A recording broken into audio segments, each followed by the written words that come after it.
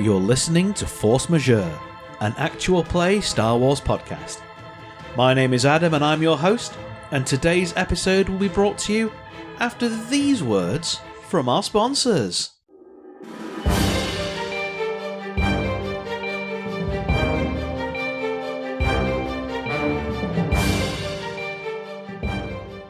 Finally, tragic news from the ice moon of Daxos.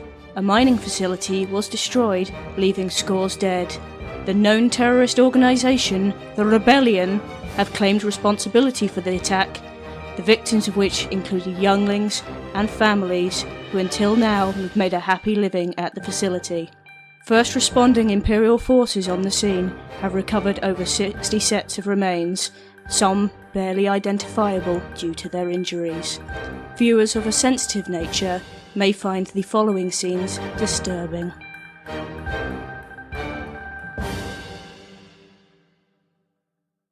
Welcome back, listeners. This is Chapter 2, Episode 2 of the Coldfire Chronicles. I'm Adam, I am your host and also the GM for this adventure, and I am joined by a number of players, and as they introduce themselves, they're going to be answering me this question. Given the revelations that have come to light from Pyjak in the last episode, how do you now feel about the Jedi and the Empire? My name's Ed Fortune, and I play a character called Oberon Brick. He is a human seeker hunter. His moral frailty is that he is cruel, and his moral outstanding goodness bit is his thirst for justice.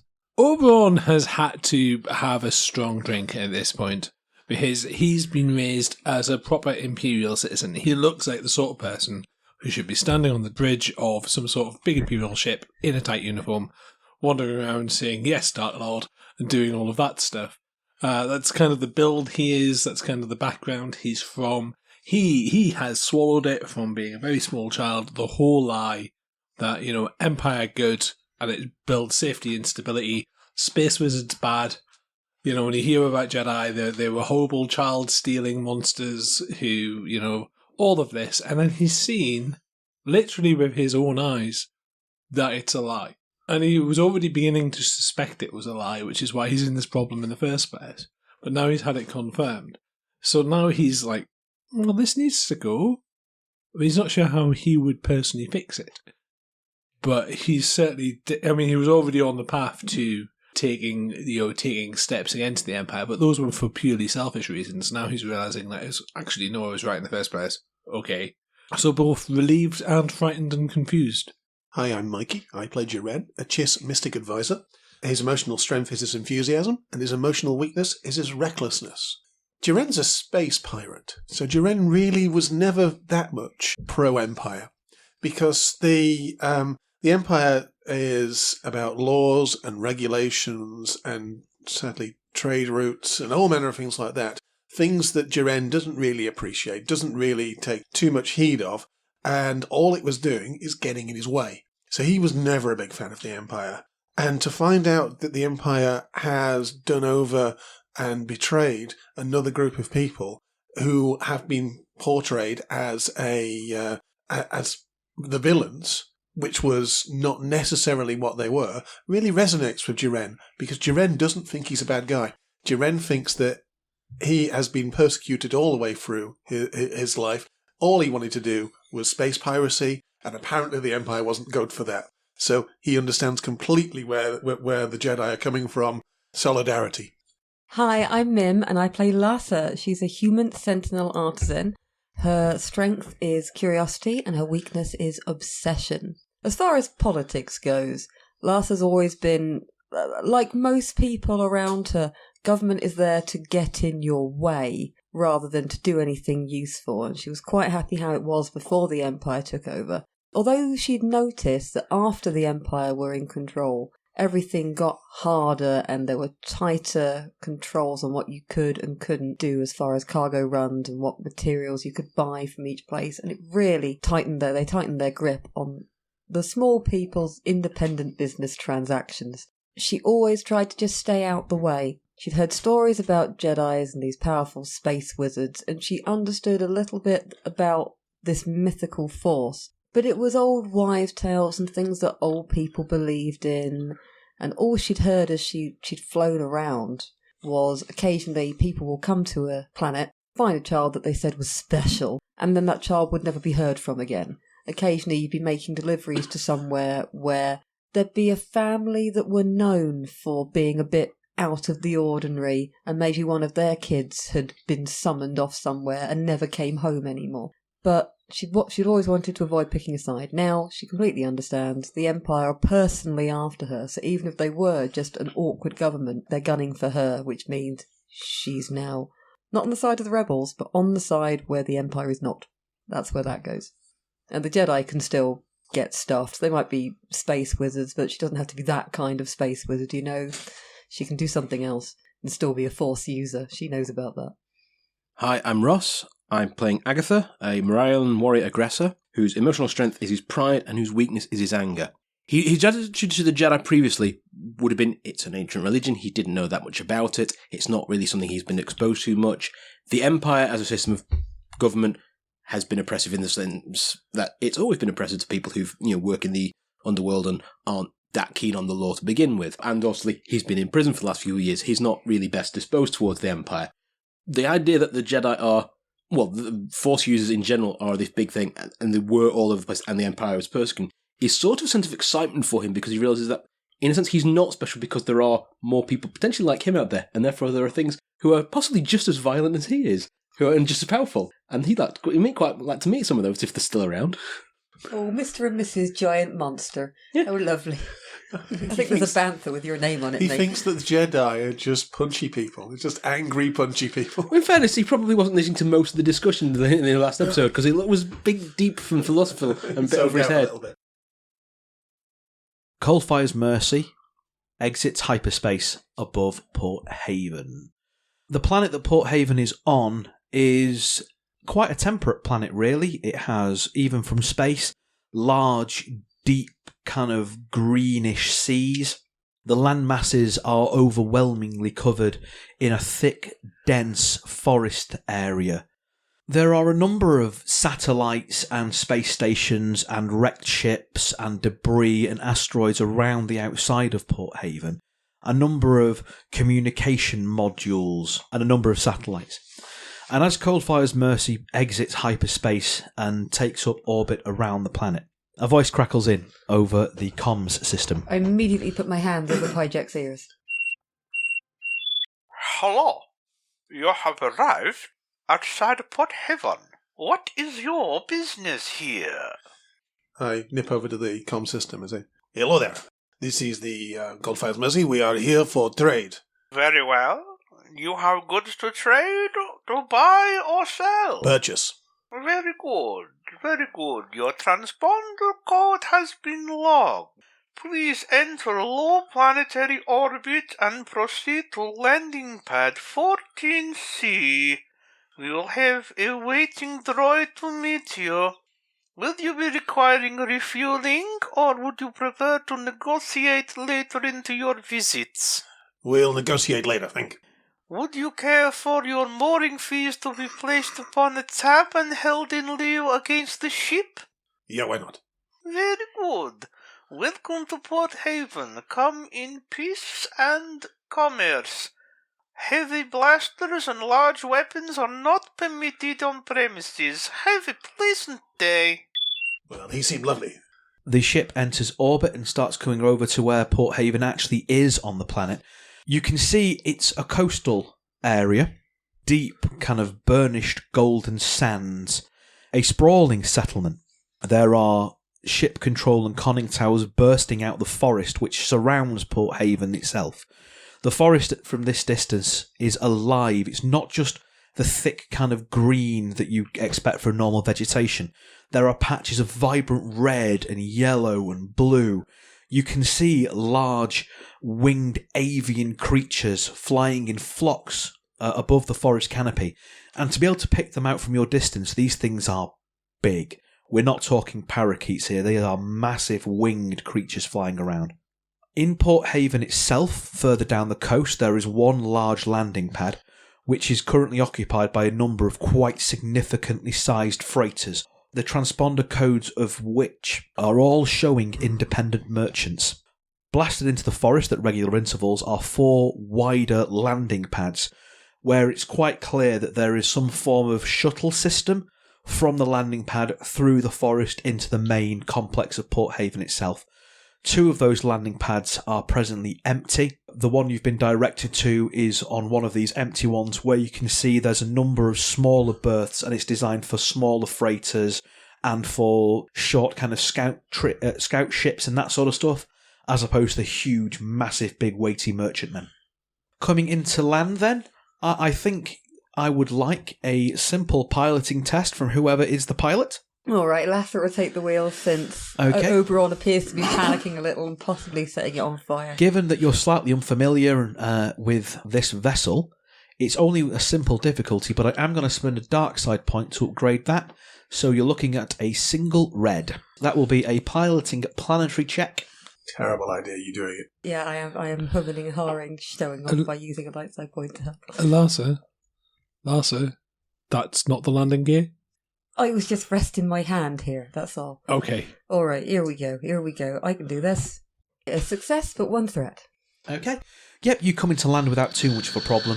The only problem is, as you're coming into land, is that, you've moved your hand away from the landing gear controls so forcefully, almost to show Oberon that he will not tell you what to do, that when you realise that you're about to land, you hit them too late, and the ship lands with a real kind of jarring crunch. Whoa! Oh, she's an old ship. Needs a bit TLC. We'll fix that up right and proper. Shall we go? Okay. As Coldfire's Mercy settles down, a number of droids kind of come over, 3 of which are pretty small droids that come along and start assaying the outside of the ship. 1 very, very large, kind of ponderous lifter droid comes over, and as you drop the ramp, it clamps the ship. And then, it clamps the ship, starts wandering away. As the ramp comes down, a tall, thin, extremely spindly protocol droid holding a data slate shuffles over to meet you at the bottom of the ship. Hello there. How are you today? Are you good? This unit is splendid. Oh, that is lovely. That is very good, very good. And yourself, Organic? I am very good. I am very good. This is the Coldfire Mercy.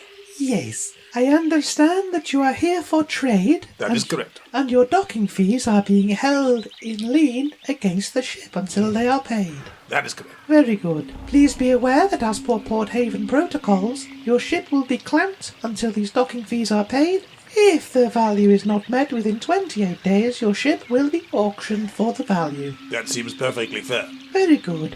Please write the name of your captain here. It hands you the data slate. I write Tarifi. And initial here. That's a big T. And sign here. And there's a bit of a squiggle. And sign here. And there's a bit of a squiggle. It's nearly the same. Thank you very much. If you proceed to the north, you will see the hyper shuttle to take you to Port Haven itself. Have a profitable stay. Okay, thank you. Please remember that no long arms are permitted on the station, sidearms and melee weapons only. Please do not start trouble. We would regret to have to reclaim the value of any damages from your next of kin. Good point. I forgot to bring a weapon. Everybody get a sidearm. I'm already stomping back to the ship. Put my gun down. A bit sad. Lass has got a wrench. Yeah. She's always got a wrench. There was a holdout blaster we found on the ship, and that's now in my holster. Agatha has shotguns and I think a pistol. Agatha, you are a weapon. That too. Prinkle kind of leans out and goes, If it's all the same to you, my friends, I will stay here aboard the ship and defend it with my life. And also, I would quite like to sleep. Seems like the most sensible idea. Blaster rifle is a heavy blaster, isn't it? It is. Yes. Yes, it is. Just checking. However, we're probably going to take Pyjak with us because Yeah. we've got to make introductions. Has Pyjak taken his armour off? He has taken his armour Good. off and he's put on another one of kind of the jumpsuits. Wrinkle? Yes, my friend? It is important. Now, this is very, very important. We've run out of tea, right? There's still some left I can We reclaim have some run tea. out of tea. We have run out of tea. I will get some tea on the way round. Very good. I will stop reclaiming the tea bags. Oh. That would explain the taste. No, that's the vodka. And he scowls at you again. little bat snout wrinkling. Get 3 uses out of those tea bags if you use them right. He nods enthusiastically. We know, don't we? And 2 uses from the milk. I was a prisoner for 4 years. I have never used a tea bag in my life. You were all very strange people. Shall we go and see? Pyjak, where do we need to go? Where was the last time you made your contact? She normally hangs out at a bar called the Ox and Ox. Right. I don't know what an ox is, let alone why I have two of them, but that's where she is, usually. I think it's a gambling bar. OXOX, isn't it? That might well be it. Yeah. That may well be it. He leads the way. You get on one of the little hyper shuttles. They're kind of small, like monorail-y type maglev trains, which whip you through the forest. Port Haven is hot and humid and sticky. The air is thick. It is hard to breathe out here. It's clear there's some form of artificial atmosphere generator on the landing pad itself, because as you kind of step onto the train, which they're clearly not functioning quite so well, you get this humidity. There is also the noise of wildlife around you. There's strange kind of alien animal cries and chuffs and bird song. The trees rustle.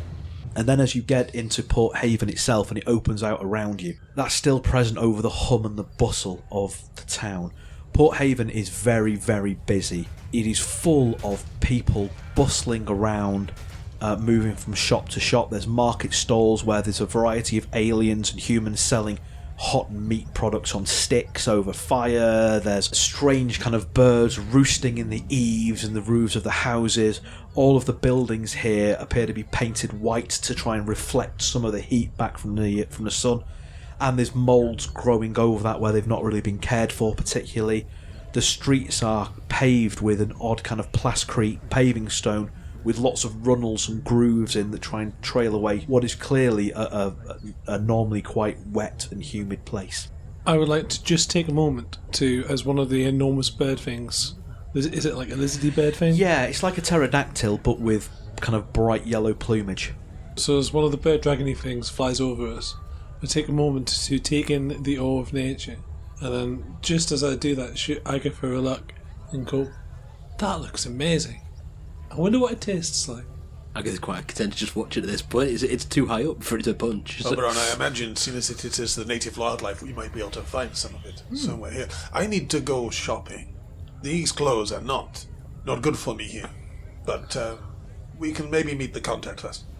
Because I know that we're now in a bit of trouble, can I do a vigilance test to see if anybody on this planet is looking for us or looks out of place or is paying attention to us? As in a computer test, or... No, a vigilance Yeah, test. just keeping an eye out to see if anybody's trailing us. Yeah, make me a vigilance test. I'm going to go with it being an average difficulty, so that's 2 purple dice. I'm not going to flip a dark side point on this one just yet. Okay. Can I get a boost because I'm a bit paranoid at the moment? Yeah, I'll allow that. Thank you. Is that because I'm next to you?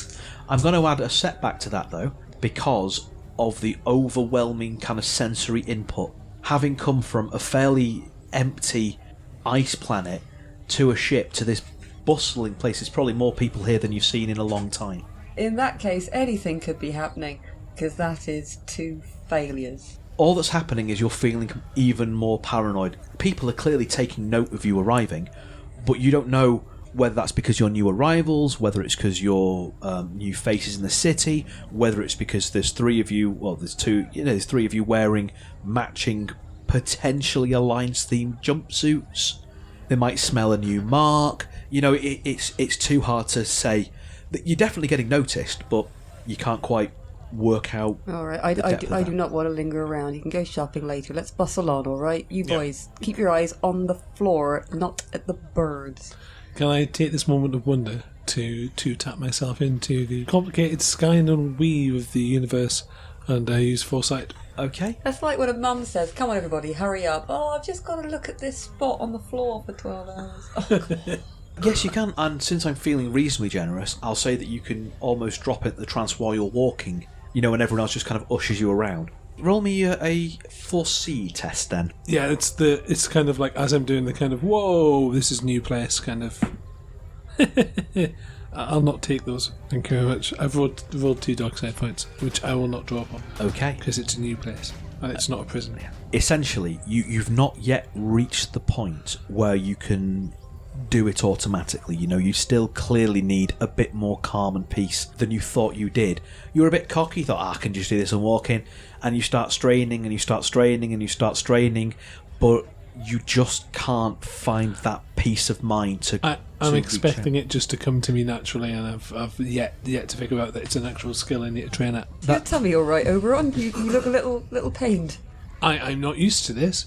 After so long in a cold place where everything seemed to be dead, I'm kind of surprised. And a little bit hungry. You make your way through the streets, Pyjak kind of taking roughly the lead, until you finally get to the Ox and Ox. The Ox and Ox is unusual compared to some of the other buildings around here, in that whereas they appear to be partially metal, partially plascrete, the Ox and Ox looks like it used to be a starship of some form that has landed here and then been turned into a bar. You know, the walls are a lot more thicker and reinforced than some of the other bars here. There's no engines. It's certainly not, as far as you can see, mobile anymore, but it is still a big reinforced bunker of a bar. There are no windows on the outside whatsoever. The name of the bar is above it, and the doors to go in and out of here are proper spaceship blast doors, rather than just being simple kind of wooden saloon doors. This used to be an OX class freighter. Seems so obvious. It does, doesn't it? Looking at the shape of it. I'd say so. Look at that. Look at the rear end. You can tell. Outside the door, there is a extremely muscular Trandoshan, dressed in a fine three-piece kind of crushed blue velvet suit, and leaning on a vibroaxe the size of the Trandoshan, who is kind of just giving the crowd a weather eye and clearly acting in some form of bouncing capacity. And on the other side of the door, a bit further down, is someone who clearly doesn't belong there. There is a wizened old Rhodian lady who has a big basket of loth kittens and is like, "You want to buy a loth kitten? Every ship needs a cat. Keeps the rats down, brings you luck. Loth kittens, buy 'em before we drown 'em." Oh my god, we need a ship's cat. Yes. Yeah, we but do. let's get one on the way out, shall we? The bouncer kind of looks you up and down, nods to Pyjak. She's in her usual booth, sir. Welcome back to Port Haven. The doors swing open, and music and cool air blasts out and hits you. There is a long bar behind which are numerous bottles of spirits of various colours. There's a number of old brass pumps behind the bar with wooden handles. There are several droids behind the bar that are serving glasses of various drinks. There's frelp tubes hanging down. The bar is reasonably well lit around the actual drinking area itself, but all around inside are lots of shadowed booths that are just lit enough that the people sat in there can do business, but not so lit that anyone else in the bar can see what their business is. There's a few kind of spaces that are drinking. Most of the private booths are occupied, and there's one in particular that Pyjak kind of makes a beeline towards. It's right at the back, near the bar, where there's the best field of vision of what's going on.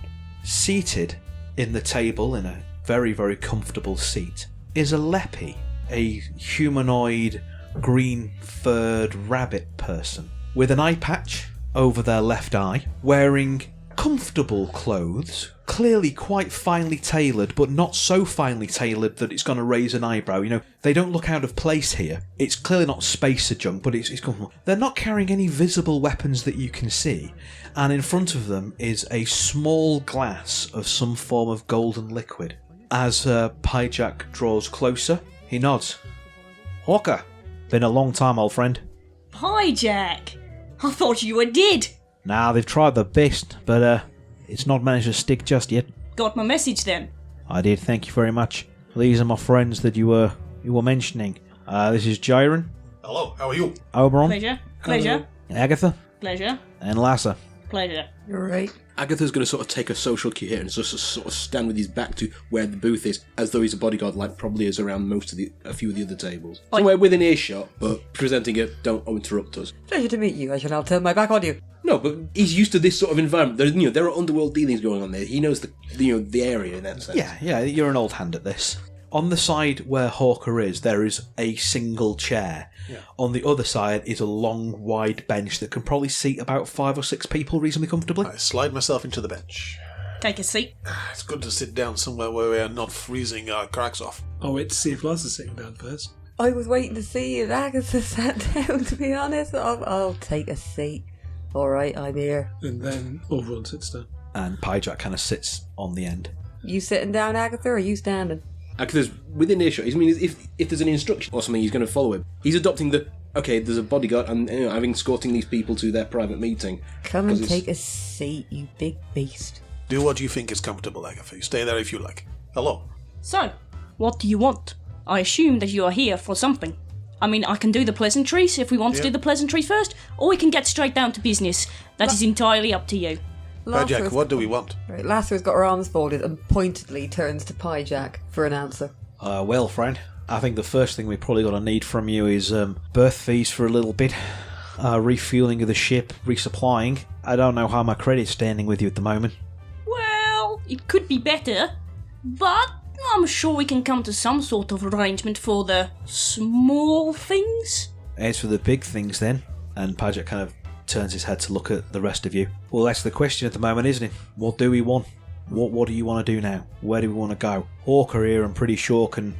Well, what's on offer, Hawk? What do you need? Pyjak, I've not worked out where I need to be yet. I'm going with you. I imagine you're going somewhere dangerous. Look, you have just landed, correct? Yeah. Do you need some time to have a look around? Maybe get your heads together? I'm assuming that the last... It's been a busy day. I'm going to say, yes, it's not been an easy day for you, so maybe you're not coming into this with the right frame of mind. So, maybe you want to take a little bit of time. Pyjak has enough credit on his account for a few days' stay, along with the refueling of your ship. Take some time with yourselves. Consider what you need and what you need to ask of me. And then I will consider what I need to ask of you in return. Sounds like a good deal. Right. Yeah. Could you advance a few credit chips so we can do a bit of shopping? I mean, this is... He kind of gestures at what him and Agatha and Jaren are wearing. I mean, this is my wardrobe. So you are not looking at your finest. That is, yeah. I mean, if I hadn't already known you come from prison, I'd say you've come from prison or from, some form of military training facility. You should have seen what we were wearing before. This is better. Yeah, still not great. No, not great. No. So, Hawker slides a couple of credit chips across the table, and then I think we are probably square. We can start from square one. Okay, we shall see you shortly then, I think. Thanks very much, Hawker. Yeah, we're going to go and get a bit of dirt under our feet. Yeah, get a bit of dirt under your feet, get some better clothes, get a bit of food inside you, and get your brains working properly. Because I like to talk with people when they've got their head screwed on right. Because people who are scared, people who are tired, they tend to make stupid decisions. And I do not like stupid decisions. Are you a captain of a ship? No, not anymore. But you used to be. Once upon a time. I can see that. Now I'm here. I'm kind of a captain here too. Alright. They seem like someone I can work with. No bull, no lies, no manipulation, she says, pointedly looking at Pyjak. He has a good grace to look a little bit embarrassed. Right, we'll be back shortly. See you soon. Pyjak stands up, goes with... You all coming with me? Yeah, are we all living in the same building? Are we all staying in the same building? Oh, I was going outside. Yep. Other than the cat, I don't know what else we want. Yeah. I was presuming we're going to be sleeping on the Mercy, to be honest. Yes. Me too. So, once outside, Pyjak, this is your contact. What do you want? I'll be honest, I didn't think any further than just getting you off planet. Well, we are there now. Now, where are we going? What are we doing? Where are we... You talk about your contact in the rebellion. With the rebellion, where do we need to go? Where do we separate our ways? What are we doing? Well, really, I think what it comes down to is what do you want to do next? For my part, I've tried keeping my head down for too long, and the world's moved on without me, and the threat is still there, getting more powerful every day. I'm going to sign back up. I don't think we can run away. I'm sorry. We can pick somewhere to run away to, but once we've picked somewhere to run away to, we need to pick the next place we're running away to, and then the next place, because we will always be running away, and that will be our lives, just on the run. I do not want to speak for Agatha, but I think both of us are up for a fight. Agatha is up for a fight. Lassa? I think I've made my feelings on this quite clear. This isn't the way I thought things would go, and I cannot believe I am saying I agree with Oberon on anything. You've got a lot to learn, my boy. But if I got out of here, I'd be looking over my shoulder for the rest of my life, never sure if something was going to turn up, or if suddenly this 10th brother was going to go, oh here, I remember you, bop you on the head and take me. You know. I think we need more training. I think we need to be prepared for when he turns up again. I think the only thing I want to be is somewhere where I know that at least if something is coming for me, it's coming for all of you as well, so I'm not the first one it goes for. Plus, I need a job. And I know what I can do, and I do ships anywhere, but at least if I do ships with this side of the coin, theoretically, there's stuff between me and the Empire. Right, so you're in. You're looking at me with that big grin as though this is some happy decision. Yes, I'm there, because I don't want to be out on my own with a target. I'd rather be, at least, in a collection of targets. You know what I am? A fish in a stream. That's what I am. And if I hang around with you lot, I might not be the one that gets hooked. I'll be fair. The reason I am smiling is because this morning I was in a prison trying to escape. My feet are no longer freezing, and I've had 3 cups of tea vodka. Excellent. I got all friends together. I got nothing to say about that, you know. It was good tea. I mean, the first cup wasn't too good, but the third cup. All I will say is, you want to send me out there armed and charmed to go on the offensive, you will not find me in the front line at me. You put a gun in my hand and I'll show you where to shove it. Oberon is armed. I am jammed. It is fine. I'm currently not armed. Oh, I pull out my hold-out blaster and hand it to you. Oh, thank you. We could do... It goes there. I know where it goes at. We could do with supplying and arming, and are we going to buy a Loftcat? Let's buy a Loftcat. Let's buy a Loftcat when we get back here. Okay. I don't want to have to carry a Loftcat around. Should be fine. If it sets on fire, I know blame. Right. So, what do we need to buy? This is a Loftcat. So, what do we need to buy? Clothes. Yeah. Tea. Yeah. Food supply, fuel. Fuel, definitely we need some fuel. No, that is being sorted. As long as we're here for 2 days, we are sorted with that. We just need personal items. An up-to-date star map, because the one we've got is old. Okay. So we need to update the nav computer. We do with looking over the ship to see if there's any parts that we didn't use to get out that could actually do with doing. So what we are asking Hawker for is information on where to go. Our next contact. Ideally, we want to find someone else who's also in trouble, the sort of trouble that we're in, and find out how they're dealing with it. Do we want information on 10th Brother, if that's available? I don't think we should be looking for information on 10th Brother immediately, because if you look at things, they sometimes notice. I have this unnerving feeling that we won't need to go looking for that. That will come looking for us if we ain't careful. Also, yes, as Joanne points out, there's the more waves we make in that direction, the more they'll notice us. I'll be honest, it'd be nice to get a new transponder as well, but I don't think we're going to get that. Oh, for goodness sake, we're clearly going to go back and tell this lady, sign me up for whichever death-defying mission you fancy, but I'm going to make her wait 24 hours. I'm going to go back to the ship, and I'm going to do what I know. I'm going to go check the ship, check out the electrics and all the connections, and see if we need any foam bars to be put on anything, and then we're going to go on a heist for this. Yeah? Is that what we're going to do? I'm not sure how we got from taking steps to ensure our survival and perhaps the ongoing survival of everyone else to organising a heist, but I'd be intrigued to see what those steps are. You've met me, right? Okay. Everything is organising a heist. Everything. Okay, so, clothing. There's some casinos at Acanto Bight that have a lot of money. I am definitely going back to the ship. We now have a montage. We see lots of tea being drunk. Not all of it is on fire. Lasser and Prinkle going through Coldfire's mercy, tuning up old systems, shaking the dust off, tweaking the hyperdrive, all that sort of stuff, getting the ship ready. There's droids that have already started coming along, connecting fueling lines, refueling, doing a full space oil change. You know, that sort of maintenance of the ship. We cut to Jaren and Oberon going around looking for clothing, trying on various things. Jaren has a selection of capes. So many capes. Oberon trying on a number of handy kind of blaster pistols and big hats and trying to find just the right holster to offset the cut of his waistcoat. We see Agatha also there, glowering at people. Agatha does not have an eye for fashion. But we're dressing him up anyway. Yes. Knee-high boots and a feather boa. Agatha will be one of the team. Are we coming back to the ship with like a series of boxes carried on a series of boxes carried on a series of boxes, and then there's just a cat perched on the top of all of those? Oh yes, we're buying a loft. Yeah. This is Mr. Sparkles. Meow. That's a good name, actually. So you settle in, and you're planning on going back the next day then? yes, for we're going back the next day. Okay, so the montage continues. You settle in Coldfire's mercy. Sleep comes fitfully. And then, as the next dawn breaks and the day starts, that's where we're going to end it for today.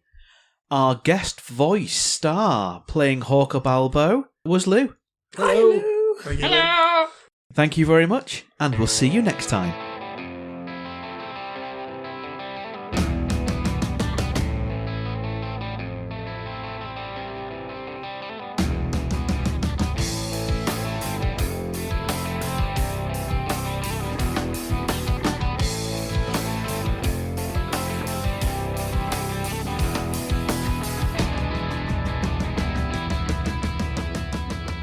Force Majeure is played using the Star Wars Force and Destiny game system by Fantasy Flight Games and Lucas Books.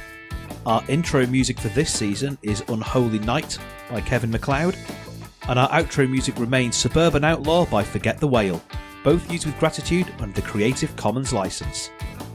If you like the show and want to interact with us, we are on Twitter, we are on Facebook, we are on Instagram, all of which are at Force Majeure Pod, though Twitter is probably where you're going to find us more regularly. If you enjoy what we do and want to support the show, there's 3 ways you can do that. The first is via our Patreon at patreon.com/forcemajeurepod. The second is by buying us a coffee at ko-fi.com/forcemajeurepod. And the third way is by rating and reviewing us on iTunes, Google Play, Stitcher, anywhere where you can find us.